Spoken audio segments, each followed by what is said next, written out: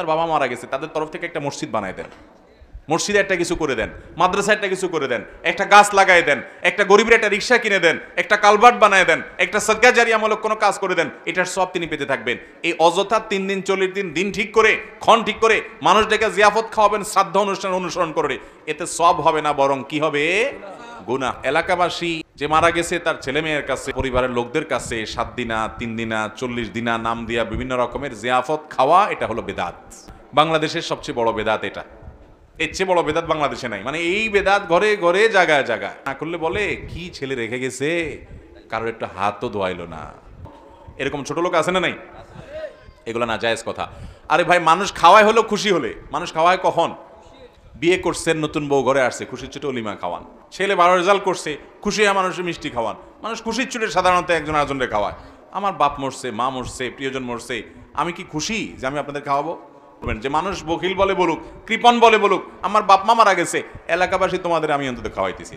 তো গরিবরে 1 বস্তা চাল কিনে দেন, একদিনে বাজার করে দেন, 2টা মাছ কিনে দেন, তাদেরকে 2 কেজি গোশত কিনে দেন, এক বেলার খাবার কিনে দেন, তাদেরকে সহযোগিতা করেন, কিন্তু এলাকাবাসীকে হাত ধোয়া খাওয়াবেন না। মনে হয় যে বিয়ে বাড়ি, সামিয়ানা টামিনা টাঙ্গায় এমন ভাবে খাওয়াইতেছে, মনে হয় যে বিয়ের অনুষ্ঠান। ঠিক না ঠিক? গুগলে গিয়ে সার্চ দেন, তালিব বেশর অফালা আকার দয়ের পিঠে বড় ধ শ্রাদ্ধ, এটা লেখা গুগলে অনলাইনে এখন সার্চ দেন, দেখবেন পাবেন। কি?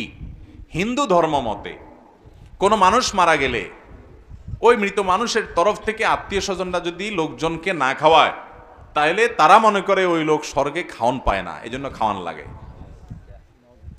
ওই জিনিস তাদের মধ্যে আছে, তাদের ধর্ম তারা পালন করুক, তাদের ব্যাপার। কিন্তু আমরা মুসলমানরা তাদেরটার অনুকরণ করতে পারি না। নবী করিম সাল্লাল্লাহু আলাইহি ওয়াসাল্লাম মারা যাওয়ার পরে সাহাবারা কত কষ্ট পাইছেন বলেন।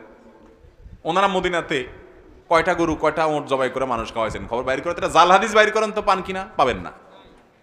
ওমর রাদিয়াল্লাহু মারা গেছেন, আবু বকর মারা গেছেন, সাহাবীরা সিনিয়র মারা গেছেন, আম্মা আয়েশা মারা গেছেন রিদওয়ানুল্লাহি তাআলা আজমাইন।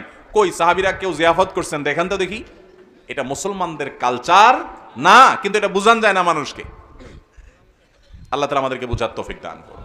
মুরব্বীরা বলবে কি দিন বার হইছে, হুজুররা কি এর মাসালা বার করে খানা দানাও বন্ধ করে দিব বলে। হ্যাঁ, ও হুজুররা আরো বেশি করে খাইতে। তো যে হুজুর বেশি বলে বুঝতে হবে ওনার এখানে কি আছে, পাত্তির কামসাম আছে, ব্যবসা বাণিজ্য আছে। এক এক হুজুর এক একটা বলবে, এটা স্বাভাবিক, এটা অস্বাভাবিক না। নবী করিম সাল্লাল্লাহু আলাইহি ওয়াসাল্লাম বলে গেছেন, ফাইন্নাহু মান ইয়াইশ মিনকুম বাদি ফাসায়ারা ইখতিলাফান কাসীরা, আমার পরে যারা পৃথিবীতে বেঁচে থাকবা তোমরা দেখবা নানান মত, এক এক হুজুর এক একটা বলে, এরকম অনেক কিছু দেখবা তোমরা। বলে গেছেন ফালাইকুম বিসুন্নতি, তোমরা দেখবা আমি কি করছি, রাসূল সাল্লাল্লাহু আলাইহি ওয়াসাল্লাম কি করছে। কোন হুজুর কি বলে দেখো, হুজুর কোরআন থেকে হাদিস থেকে রেফারেন্স দেয় কিনা, সম্ভব হলে মিলাও, বাংলা অনুবাদ হয়ে গেছে সব। এরপরে তুমি সেটা অনুযায়ী আমল করো। যদি আল্লাহ না করুক ভুলও হয় তোমার, তাও আল্লাহ মাফ করে দিবেন, কিন্তু হুজুরের দোষ দিয়ে পার পাবা। আচ্ছা, এই যে আপনারা তেল খান, সয়াবিন তেল, বিভিন্ন ব্র্যান্ডের তেল আছে না? তীর আছে, রূপচান্দা আছে, বসুন্ধরা আছে, ফ্রেশ আছে, হ্যাঁ, পুষ্টি আছে, আর অনেকগুলো আছে না? কোনটা খাঁটি? এটার কোনো উত্তর দেওয়া যাবে? কারণ সব কোম্পানির বোতলের গায়ে লেখা আছে 100% খাঁটি। বলার সময় তো চান্দু বলে কি 100% খাঁটি। আপনি তখনও রাগ করে বলছেন যে এই বেলায় এরটা খাঁটি, এর বলে এরটা খাঁটি, এই বলে এরটা খাঁটি, এতজন এত কথা বলে, তো এটা তেলই খাবো না। একদিন এটা কিনা খান, আরেকদিন ওইটা কিনা খান, দেখেন পেটে বুটবাট করে কিনা, ফুটফাট করে কিনা, শরীরের সাথে আপনার ম্যাচ করে গেছে, টাকাও মিলে গেছে, কোনোটা ভালো মনে হয়েছে আপনি সেটাই খান। ঠিক না ঠিক? বিবেক খরচ করেন, বুদ্ধি খরচ করেন, বুঝার চেষ্টা করেন। এক হুজুর হাদিস থেকে প্রমাণ দেন মিলাদুন নবী আছে, আর বাকি সব বেদাত। আবার সিরাতুন নবী মাহফিলে আরেক হুজুর এসে প্রমাণ দেন তারটা সঠিক, বাকি সব বেদাত। এখানে কোন পথ সঠিক, আমি কোনটা মানবো? আমি জেনারেল লাইনে শিক্ষিত। আপনার প্রশ্ন শুনে মনে হয় আপনি ভাজা মাছটা উল্টে খাইতে পারেন না।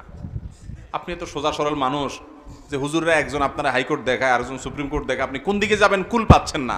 আপনি জেনারেল শিক্ষিত মানুষ, আপনি কোরআন হাদিস সম্পর্কে আপনার ধারণা নাই। হুজুররা আপনারা একজনে একদিক বলে, এই জন্য আপনি এখন দিশেহারা, আপনি বিরক্ত, আপনার মেজাজ গরম। হুজুররা এত রকম কথা বলে কেন? কিয়ামতের দিন আল্লাহ আমার কি দোষ? এই মৌলবীরা একটা একদিকে টানছে, আমি কোন দিক যাব? মায়ের একটাও নিচে হবে না।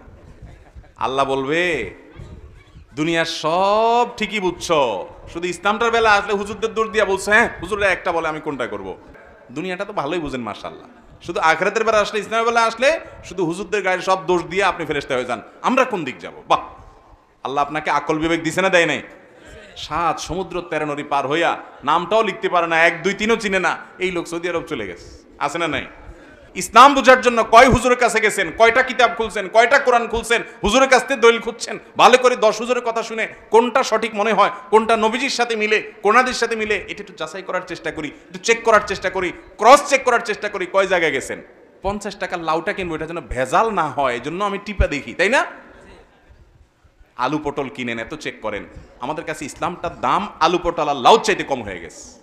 যে যাচাই করার দরকার, যাচাই বাছাই করার দরকার নাই, চেক করার দরকার নাই, চেক করার জন্য কষ্ট করতে রাজি না। লাউর পিছনে যত কষ্ট করি, যত টিপ দেই, হুজুরদেরকে এত টিপি টিপি দেখি না, হুজুরেরটা ঠিক না ওরটা ঠিক।